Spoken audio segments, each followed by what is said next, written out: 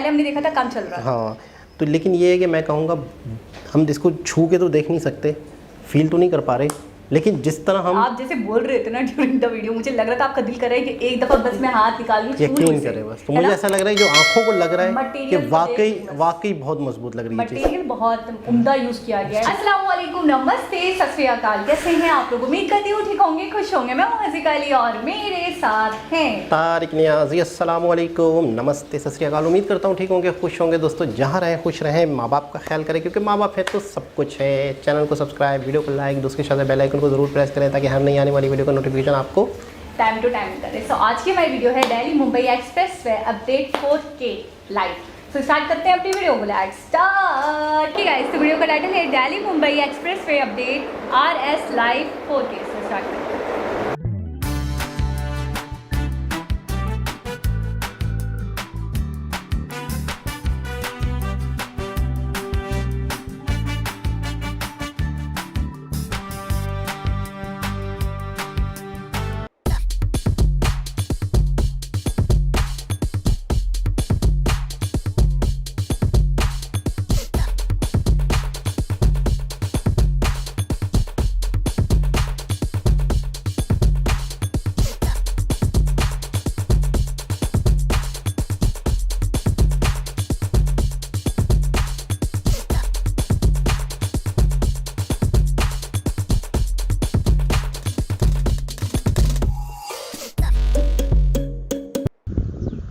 So hello everybody, I hope कि आप सब बहुत अच्छे होंगे।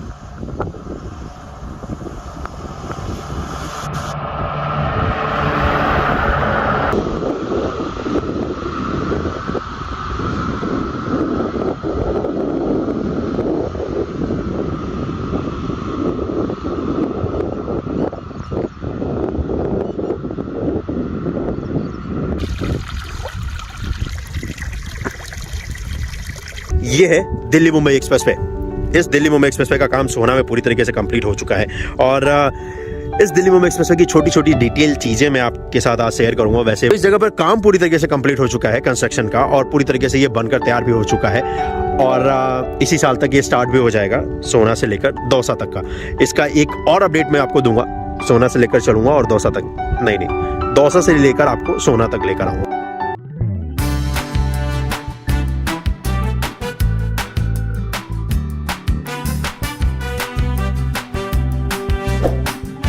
पूरा एक्सप्रेसवे का पानी इस जगह पर एक साथ आता है और फिर आगे जो रेन हार्वेस्टिंग सिस्टम डला है ना, उसमें जाकर ये इकट्ठा हो जाता है और ये सारा पानी जमीन के अंदर चला जाता है।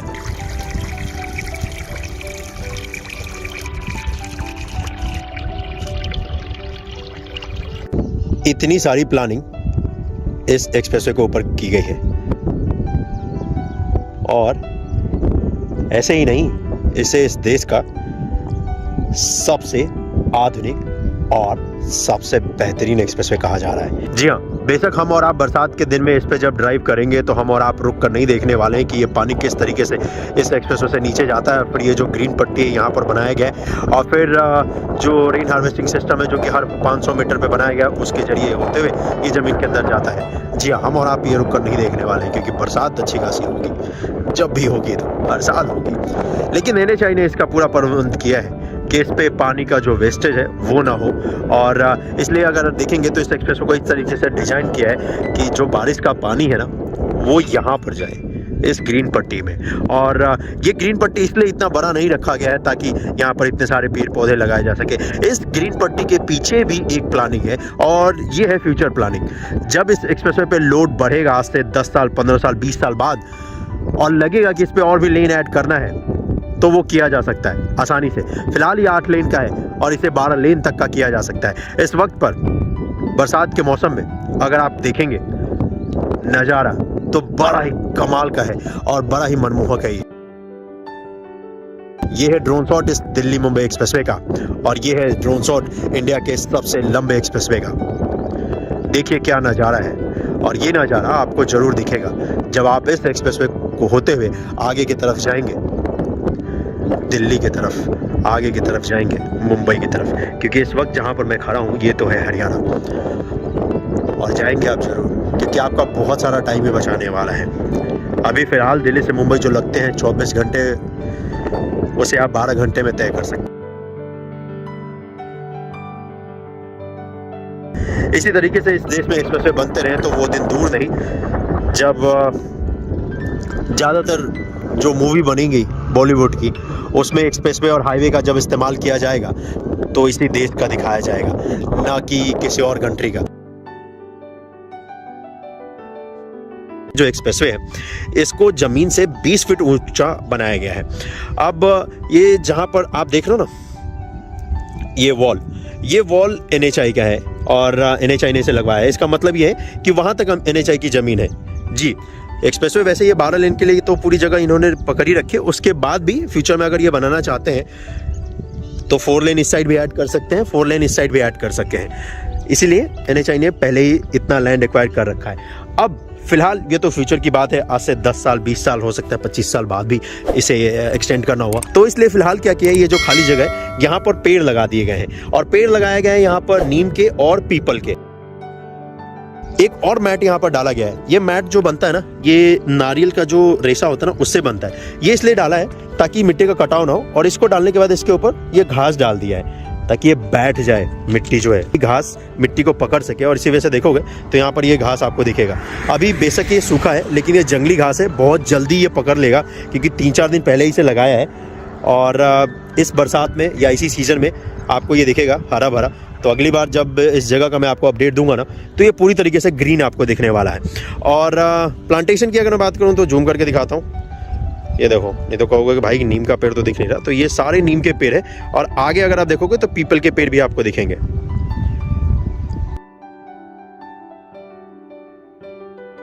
ये यहाँ पर पेड़ लगाए हैं तो ऐसा तो है नहीं कि 1-2 महीने में आपको ये बड़े बड़े दिखेंगे, लेकिन 2 साल 3 साल या 5 साल बाद जब अगर आप देखोगे ये जो पेड़ बड़े हो जाएंगे तो बहुत ही कमाल का नज़ारा दिखेगा। बड़े बड़े नीम के पेड़, पीपल के पेड़, यहाँ पे भी बीच में ग्रीन पट्टी, कमाल का दृश्य होगा इस एक्सप्रेसवे पे। यहाँ पर और भी मैट ये डाले जाने हैं, इसी वजह से ये मैट यहाँ पर रखा गया है। और इस मैट का पूरा बेनिफिट यही मिलेगा कि मिट्टी का कटाव नहीं होगा, नहीं तो अदरवाइज देखो यहाँ पे मिट्टी का कटाव हो रहा है। इस मैट के डालने के बाद यही बेनिफिट होने वाला है, कटाव नहीं होगा मिट्टी का जी। ऐसे पूरे एक्सप्रेसवे पे डाला जाएगा ये, हाँ, इस पूरे 1350 किलोमीटर एक्सप्रेसवे पे जी। हाँ, बारिश फिर से स्टार्ट हो गई तो इसका मतलब ये है कि मुझे अपने कार में वापस जाना होगा।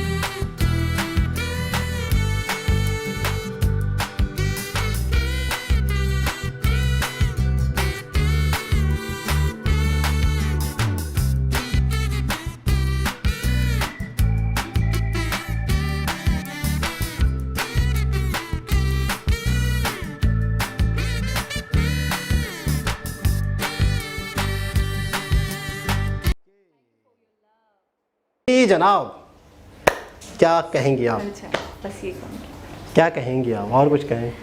एक्सप्रेसवे क्या है बोले से? दिल्ली मुंबई एक्सप्रेसवे अच्छा ड्रीम प्रोजेक्ट था नितिन गडकरी जी का। ये तो ऐसा है कि पहले भी वीडियो में कहा है, दोबारा कह रही हूँ, सिर्फ नितिन गडकरी जी का नहीं था, मेरा भी था। दूसरी बात ये कहना चाहूँगी, जब जब देखती हूँ, जब जब मुझे ऐसा लगता है मेरे शरीर में खून बढ़ रहा है खुशी के मारे। इतना क्लासी एक्सप्रेस वे। अच्छा, आज मुझे पता चला, और पहले भी कई बार हमने सुना है, इंडिया का सबसे बड़ा एक्सप्रेस वे है। बिल्कुल। और ये वो एक्सप्रेस वे है कि पहले लोग अगर 24 घंटे में पहुंचा करते थे दिल्ली टू मुंबई, तो अब 12 घंटे में पहुंचा, यानी कि आधा हो गया टाइम, आधा हो गया सफर एक तरीके से। दूसरी बात, ये देखने में बड़ा मजबूत, बड़ा क्लासी। और एक चीज़ और कहना चाहूँगी कि हमारे यहाँ जो रोड बनते हैं नॉर्मली, जो हमने देखा है, अच्छा हम ज़्यादा अपनी बात इसलिए करते हैं कि जो प्रैक्टिकली देखा है उसके बारे में बात कर सकते हैं आराम से। तो हमने देखा थोड़ा सा ग्रे टाइप का होता है रोड, और गदलापन होता है, यानी कि ऐसा लगता है मट्टी और सीमेंट या बजरी का जो एक मिलाव होता है वो फील हो रहा होता है। ग्रे कलर के रोड होते हैं, इतना जेट ब्लैक मैंने नहीं देखा। और ड्यूरिंग द वीडियो तारिक साहब भी ये कह रहे थे कि जी मुझे ऐसा लग रहा था कि कोई एनिमेटेड एक्सप्रेस वे हो, ये रियल मुझे लग ही नहीं रहा।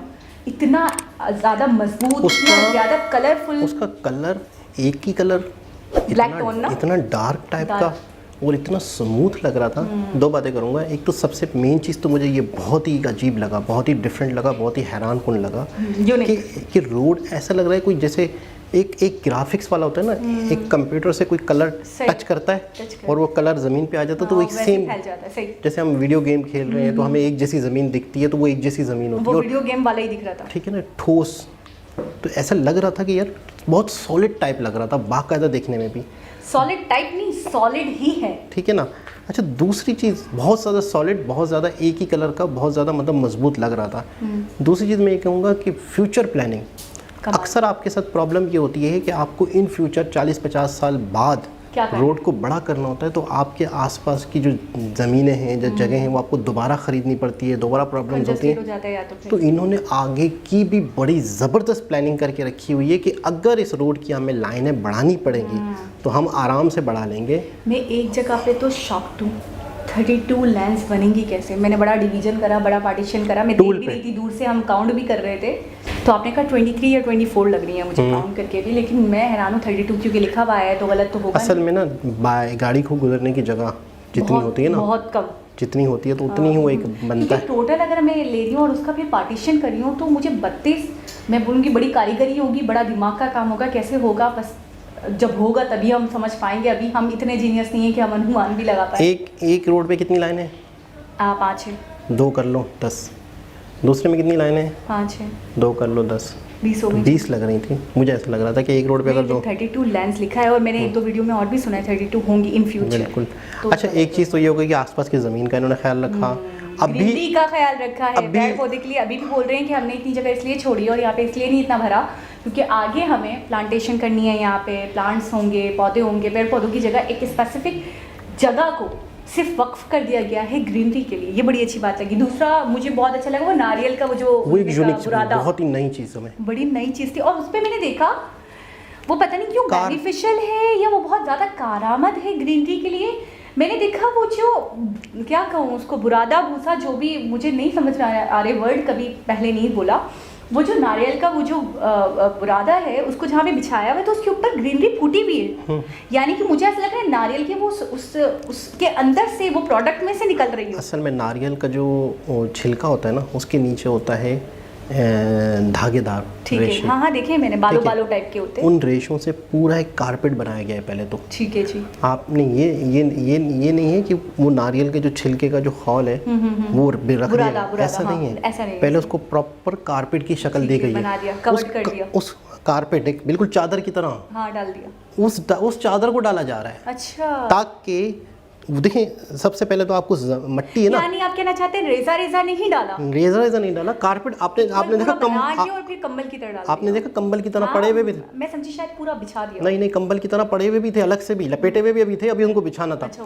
उससे क्या होगा, ये जो है नारियल के उसका कंबल है, इसके नीचे मट्टी जो है ना ठहरेगी, रुकेगी। मट्टी जो है ना, मट्टी ठहरेगी, रुकेगी। मट्टी जो स्लिप हो रही है ना, वो अगर ज़्यादा होती रहेगी बारिश में, ज़्यादा होती रहेगी तो अंदर खोखलापन होना शुरू। और एक और बात है यार, कितने जीनियस हैं यार ये लोग। मैं एक और चीज़ सोच रही हूँ, जब आपने ढक दिया, एक चीज़ को कवर्ड कर दिया, तो मिट्टी का बहने के चांसेस भी तो कम हो गए ना, बिल्कुल, ना के बराबर हो गए। यही वजह। और ऊपर की जो ग्रीनरी है वो अपनी जगह पे अपने फलेगी फूलेगी, वो अपनी फ्रेश रहेगी। मैं बड़ी बात नहीं करूँगा, मुझे लगता है शायद यहाँ पर किसी को पता भी नहीं होगा ये नारियल के कारपेट वाला मामला। ये यहाँ पे किसी को, मैंने फर्स्ट टाइम सुना। मैं कह रहा हूँ यहाँ पर यहाँ के ठेकेदारों को, यहाँ के कंस्ट्रक्शन वालों को पता ही नहीं होगा, यकीन करें बस, मुझे ऐसा लगता है। हमारे ठेकेदारों को ये नहीं पता बजरी कितनी डालनी है और सीमेंट कितनी डालनी है। आप नारियल के कमलों की बात कर रहे हैं, बहुत ही यूनिक चीज़ थी। तो बहुत अच्छा लगा ये रोड, बहुत ज़बरदस्त लगा, और हमने अब फाइनली कंप्लीट हो चुका है। हमने इसे देखा नहीं है, एक हिस्सा काफ़ी हद तक, इससे पहले हमने देखा था काम चल रहा था। हाँ, तो लेकिन ये है कि मैं कहूँगा हम इसको छू के तो देख नहीं सकते, फील तो नहीं कर पा रहे, लेकिन जिस तरह हम, आप जैसे बोल रहे थे ना ड्यूरिंग द वीडियो, मुझे लग रहा था आपका दिल कर रहा है कि एक दफ़ा बस मैं हाथ निकाल लूं, छू लूं यकीन इसे, करें बस। तो है मुझे ना? ऐसा लग रहा है जो आंखों को लग रहा है कि मटेरियल वाकई बहुत मजबूत लग रही है चीज़। मटेरियल बहुत उम्दा यूज किया गया है, इसमें कोई बहुत शक हाई नहीं, क्वालिटी का, कोई उसको शक नहीं। देखकर लग रहा है कि वो बहुत मजबूत तरीन है। बिल्कुल, वो जल्दी मतलब आगे पीछे नहीं होने वाला, बारिशों से चीजों से वो ये बिल्कुल नहीं हिलने वाला। 150-200 साल तक तो मैं कह रहा हूँ हिलने वाला ही नहीं है ना? तो एक बहुत ही ज़बरदस्त वीडियो, दोबारा किसी वीडियो से आपसे मुलाकात होगी, जब तक के लिए अल्लाह अल्लाह हाफ़िज़। हाफ़िज़।